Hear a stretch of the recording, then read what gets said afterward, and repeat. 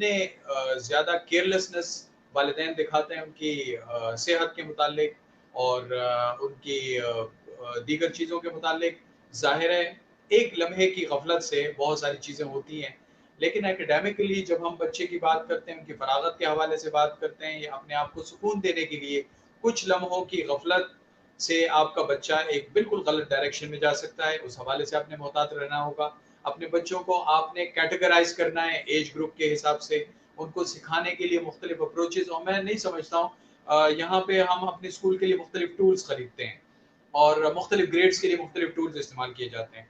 वो टूल्स, वो इक्विपमेंट, वो खिलौने, वो पीस एंड बिट्स वो इतने एक्सपेंसिव हैं कि मैं समझता हूँ कि हमारे अगर पाकिस्तानी पर्सपेक्टिव में हम देखें तो it can be a very expensive decision.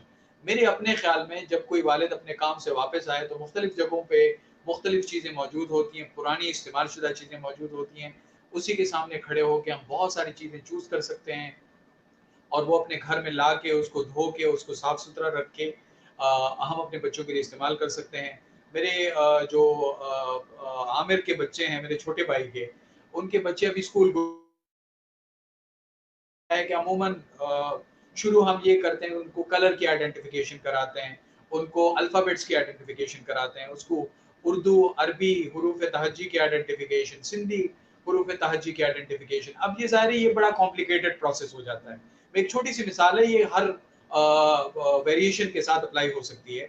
आप अपने बच्चे को कलर आइडेंटिफिकेशन के बजाय किसी मखसूस अल्फ़ाबेट की आइडेंटिफिकेशन कराएं और उसके जितने भी जो पीस एंड बिट्स हैं अल्फ़ाबेट्स के, वो मुख्तलिफ कलर के लिए के इस्तेमाल करें।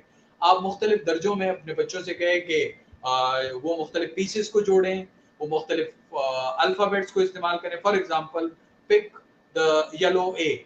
इसी तरीके से कुछ ऐसी चीज़ें जो आप अपने बच्चों को मसरूफ़ रख सकते हैं और मसरूफियत के साथ साथ आपका जो छोटा बच्चा है वो एक डिफरेंट तरीके से बिहेव करेगा।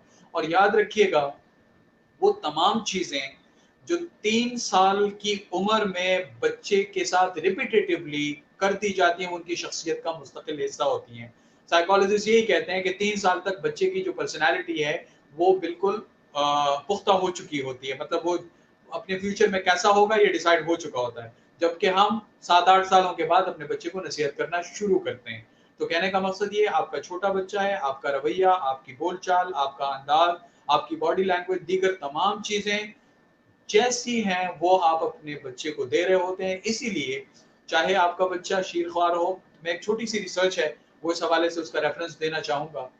अमूमन ये कहा जाता है, को एजुकेशन के मुतालिक एक रिसर्च है जो अमेरिका में बहुत ज्यादा उसके खिलाफ काम किया जा रहा है और बड़ी तवाना आवाज है वो इस हवाले से। उन्होंने ये कहा कि आप मेल और फीमेल को एक क्लास में ना रखें और उसके लिए उन्होंने एक शीरखार बच्चे का जो 3 दिन का था उसके हवाले से एक एक्सपेरिमेंट किया कि जो मेल बच्चे होते हैं उनको जब आप ड्राइंग करवाते हैं तो वो मोस्ट ऑफ द टाइम जब ड्रॉ करते हैं तो वो हमेशा कोलिजन को ड्रॉ करते हैं, एक्शन को ड्रॉ करते हैं। उसके मुकाबले में जो लड़कियां होती हैं, बच्चियां होती हैं, वो जब ड्रॉ करती हैं तो वो कलर, सीन्स,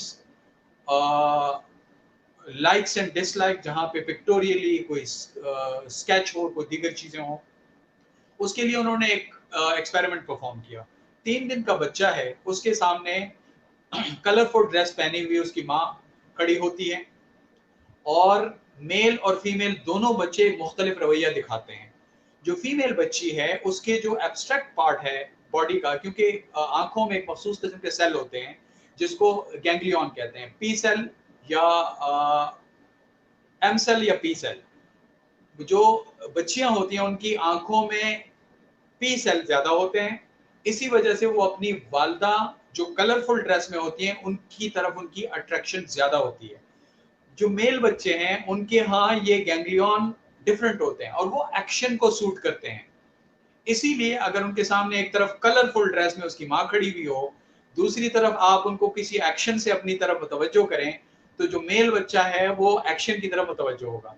ये बात याद रखिएगा, आपका मेल बच्चा, आपका फीमेल बच्ची, ये छोटे छोटे बच्चे, माँ बाप को आगाही बहुत जरूरी है। इसीलिए मैं हमेशा इस बात पे बहुत जोर देता हूँ कि पेरेंटिंग के लिए हमने काम करना होगा। शादी से पहले या शादी के फौरन बाद हमें कुछ ऐसे सेशन रखने होंगे ताकि हमारा बच्चा एक मीनिंगफुल, क्रिएटिव और एक सोसाइटी को फायदा पहुंचाने वाला और अपने पोटेंशियल को ऑप्टिमम लेवल पर जाने वाला हम उसे अपनी एफर्ट से बना सकते हैं।